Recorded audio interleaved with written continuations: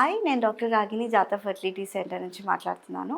ఈరోజు మనం most common doubts అందరికీ రైజ్ అయ్యే డౌట్స్ వైట్ డిశ్చార్జ్ గురించి తెలుసుకుందాం. ఫస్ట్ థింగ్, వైట్ డిశ్చార్జ్ అంటే ఏంటి, అది ఎప్పుడు నార్మల్, అది ఎప్పుడు అబ్నార్మల్, ఏ కండిషన్లో మనము దాన్ని ఇగ్నోర్ చేయొచ్చు, ఇట్స్ ఓకే అని, లేదంటే ఏ కండిషన్లో మనం దాన్ని ట్రీట్ చేయాలనేది తెలుసుకుందాం. So first thing, white discharge any secretions, మనకి ఫీమేల్స్లో యూట్రైన్ సెక్రీషన్స్ అనేటివి నార్మల్. అది పీరియడ్ పరంగా, డేట్ ఆఫ్ ది పీరియడ్ పరంగా సెక్రీషన్స్ అనే కన్సిస్టెన్సీ చేంజ్ అవుతుంది అనమాట. ఇనీషియల్గా blood discharge for 5 to 6 days. సెకండ్గా transparent mucoid, transparent and jelly type of discharge అనేసి అంటాం. ఇది కూడా ఒక రకమైన discharge. And next last phase is the progestronic type of discharge అనేసి అంటాం. సో బ్లీడింగ్ తర్వాత 5th day almost 16th or 17th day వరకు ఒక రకమైన డిశ్చార్జ్ వస్తుంది ఫీమేల్స్కి. ఇదంతా నార్మల్, బికాస్ ఇది ఫౌల్ స్మెల్లింగ్ ఉండదు, normal discharge. And it helps to facilitate sperms, అంటే స్పర్మ్ ట్రావెలింగ్ని అది ఈజీగా చేస్తుంది అనమాట. సో ఈ టైంలో ఏదైనా ఇంటర్కోర్స్ చేసినప్పుడు ప్రెగ్నెన్సీ సక్సెస్ ఉంటుంది ఈ టైప్ ఆఫ్ సెక్రీషన్స్ వల్ల. And also during the intercourse ఆ లూబ్రికేషన్ లాగా కూడా పనిచేస్తుంది అనమాట.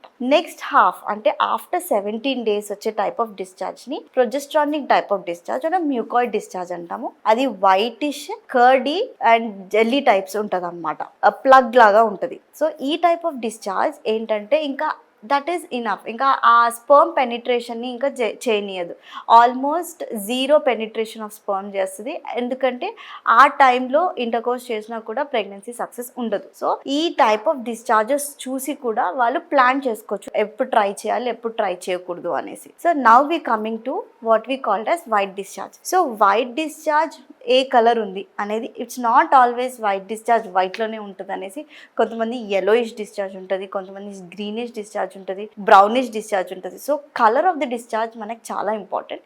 అండ్ అది ఏమన్నా itching, foul smelling, fever, lower abdomen pain, ఇవి అన్నీ ఏమన్నా ప్రాబ్లం చేస్తుందా అనేది ఫస్ట్ మనం చూసుకుంటాం. ఫస్ట్ గైనకాలజిస్ట్ వచ్చిన తర్వాత ఇనీషియల్గా స్పెక్యులమ్ ఎగ్జామినేషన్ అంటాం. సో సర్విక్స్ అంటే గర్భసంచి కింద భాగం, మూతి భాగంలో ఏమైనా ఇన్ఫెక్షన్ ఉందా, ఈ infection can be fungal, candidal or it can be bacterial. ఏ టైప్ ఆఫ్ డిశ్చార్జ్ చూసుకొని మనం ఏముంది అనేది తెలుసుకోవచ్చు. సో ఈ డిశ్చార్జెస్ మనము ఒకవేళ డౌట్ఫుల్ ఉంటే డైరెక్ట్గా white discharge for culture sensitivity అంటాం. ఇది పంపిస్తే ఒక 5-6 daysకి మనకు రిపోర్ట్ వస్తుంది. ఆ వైట్ డిశ్చార్జ్ ఏ ట్రీట్మెంట్ ఇస్తే అది పూర్తిగా తగ్గుతుంది అనేది కల్చర్ సెన్సిటివిటీ రిపోర్ట్ ద్వారా మనము ట్రీట్ చేయొచ్చు. ఇన్కంప్లీట్గా ఏదన్నా ఒక యాంటీబయాటిక్ ఇచ్చినట్లయితే మళ్ళీ రికరెన్స్ వచ్చే ఛాన్స్ ఉంటుంది. So first thing, white discharge for culture sensitivity పంపించుకొని దాని ట్రీట్మెంట్ ఏ పరంగా ఇస్తే ఫుల్ కోర్స్ ఆఫ్ యాంటీబయాటిక్ వాడడం important. And during the course of the treatment కొద్దిగా వాళ్ళకి అబ్స్టినెన్స్ చెప్తాము, you should not have intercourse.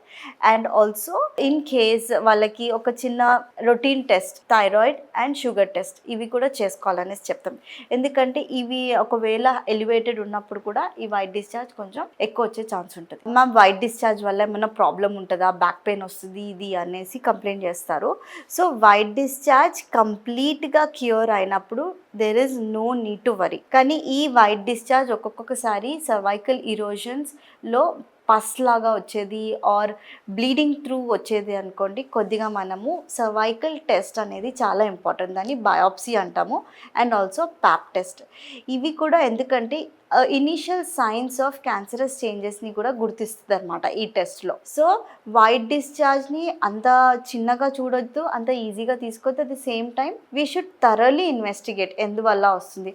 ఆ ఇన్వెస్టిగేషన్స్ అన్నీ నార్మల్ ఉన్నాక మనం దాని గురించి ఏం టెన్షన్ పడిన అవసరం లేదు. సో ఇనీషియల్గా దాని ట్రీట్మెంట్ ఇచ్చే ముందు ఇన్వెస్టిగేషన్స్ అనేది చాలా ఇంపార్టెంట్. ప్రాపర్ డయాగ్నోసిస్, దాని ట్రీట్మెంట్ ఇచ్చుకుంటే పూర్తిగా తగ్గిపోతుంది అనమాట.